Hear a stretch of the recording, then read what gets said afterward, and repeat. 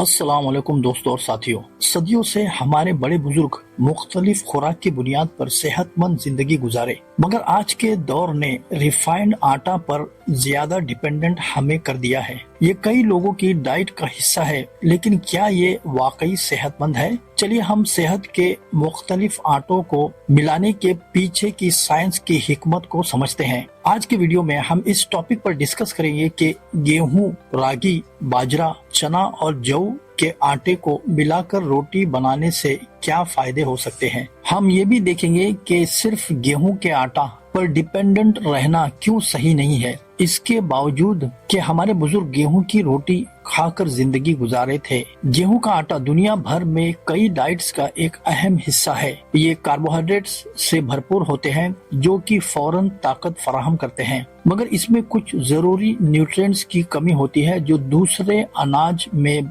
मौजूद होती है। वक्त के साथ सिर्फ गेहूं पर डिपेंडेंट रहना न्यूट्रिशंस की कमी का सबब बन सकता है। रागी एक न्यूट्रिशन से भरपूर अनाज है जो अपने ज्यादा कैल्शियम कंटेंट के लिए मशहूर है, जो कि हड्डियों की सेहत के लिए निहायती अहम है। इसमें लोहा या आयरन, डाइटरी फाइबर और अमीनो एसिड भी बहुत ज्यादा होते हैं। रागी खून में शुगर की लेवल को बरकरार रखने में मदद करता है, जो कि डायबिटीज के लिए एक बेहतरीन चॉइस है। बाजरा मैग्नीशियम से भरपूर होते हैं, जो कि मसल्स और नर्व फंक्शन के लिए अहम है। खून में ग्लूकोज का कंट्रोल और हड्डियों की सेहत में एक निहायत अहम किरदार अदा करते हैं। इसमें फाइबर और एंटीऑक्सीडेंट भी बहुत ज्यादा होता है, जो हाजमे में मददगार है और दिल की बीमारियों के खतरे को कम करते हैं। चना का आटा या बेसन प्रोटीन, फाइबर और जरूरी मिनरल्स जैसे लोहा या आयरन और मैग्नीशियम का एक बेहतरीन जरिया है। ये खासकर वेजिटेरियंस और वेगन्स के लिए फायदेमंद है,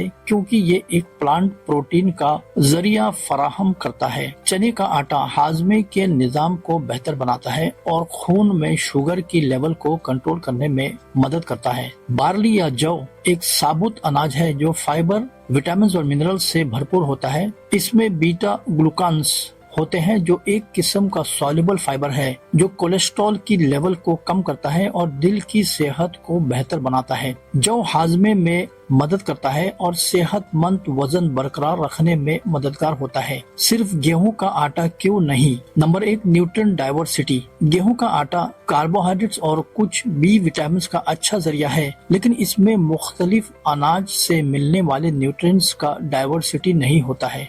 गेहूं को रागी, बाजरा, चना और जौ के साथ मिलाकर एक ज्यादा बैलेंस न्यूट्रिएंट्स प्रोफाइल मिलता है, जो विटामिन, मिनरल्स और फाइटोकेमिकल्स का एक ब्रॉड स्पेक्ट्रम फराहम करता है। नंबर 2, बेहतर खून में शुगर का कंट्रोल। मिक्स आटा का ग्लाइसेमिक इंडेक्स रिफाइंड गेहूं के आटे या मैदे के मुकाबले में कम होता है, यानी ये ग्लूकोज को ब्लड स्ट्रीम में धीरे धीरे रिलीज करते हैं। ये खून में शुगर का बेहतर कंट्रोल करने में मददगार होता है और डायबिटीज और उससे मुतालिक कॉम्प्लिकेशंस के खतरे को कम करते हैं। नंबर 3, बेहतर हाजमे की सेहत। मिक्स आटा में हाई फाइबर कंटेंट हाजमे को बेहतर बनाता है और रेगुलर बाउल मूवमेंट्स को बेहतर करता है। कब्ज या कॉन्स्टिपेशन से निजात देता है। ये सेहतमंद गट माइक्रोबायोम को भी सपोर्ट करता है, जो कि ओवरऑल हेल्थ के लिए निहायती जरूरी है। हमारे बड़े बुजुर्ग की डाइट और मॉडर्न हेल्थ। हमारे बड़े बुजुर्ग ने गेहूं का इस्तेमाल किया बिना आजकल के नेगेटिव असरात के, ज्यादातर इसलिए कि उन्होंने रिफाइंड आटा यानी मैदा के बजाय साबुत अनाज खाए।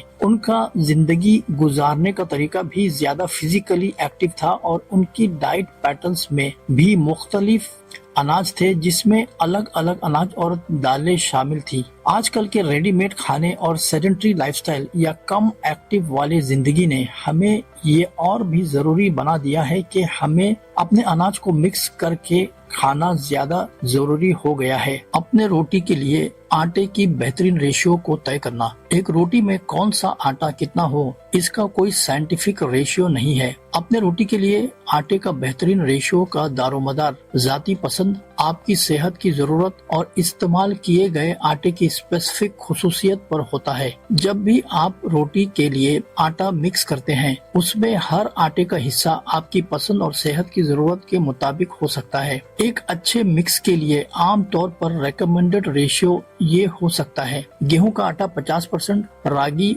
15 से 20%, बाजरा 15 से 20%, चना 10 से 15%, बार्ली या जौ 10 से 15%। इस मिक्स में कार्बोहाइड्रेट, प्रोटीन, फाइबर और विटामिन्स का अच्छा बैलेंस होता है, लेकिन आप इसे अपने टेस्ट, सेहत की जरूरत और अपने टारगेट के मुताबिक चेंज कर सकते हैं। अगर आपको ज्यादा प्रोटीन चाहिए तो चने का आटा ज्यादा कर सकते हैं। अगर आपको रोटी ज्यादा टफ चाहिए तो बाजरा या जौ का आटा ज्यादा कर सकते हैं। कंक्लूजन, एक से ज्यादा आटा मिलाकर खाना आपकी सेहत के लिए बहुत फायदेमंद है, जिसमें ज्यादातरीन न्यूट्रिएंट्स मिलना, अच्छे डाइजेशन और ब्लड शुगर कंट्रोल शामिल है। गेहूं की रोटी तो सदियों से खाने में अहम चीज है, लेकिन अपनी डाइट में रागी, बाजरा, चना और जौ जैसे अनाज शामिल करके हम आजकल की सेहत के प्रॉब्लम्स को दूर कर सकते हैं। इन साबुत अनाज को अपने खाने में शामिल करके हम अपने बुजुर्गों के डाइट को फॉलो करते हुए और अपनी आज की जरूरतों को भी पूरा कर सकते हैं। वीडियो देखने का शुक्रिया।